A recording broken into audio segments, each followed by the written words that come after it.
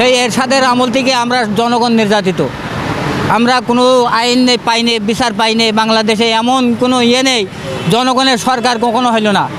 কেন দেখেন, আজ বাংলাদেশে জনগণ এত নির্যাতিত, এই জনগণের সরকার কেউ হবে না। খালি জনগণের সরকার হইতে হলে জনগণের সরকার, মানুষ জনগণের দরকার। মানুষ আর কি বলবো বাপু, এই আরও ক্ষতি বেশি হয়েছে বাবু। আওয়ামী লীগ সরকার এসে দেশে আরও বেশি ক্ষতি করেছে। না, আমরা বাংলাদেশে কোনো সন্ত্রাসবাদী সরকার চাই না।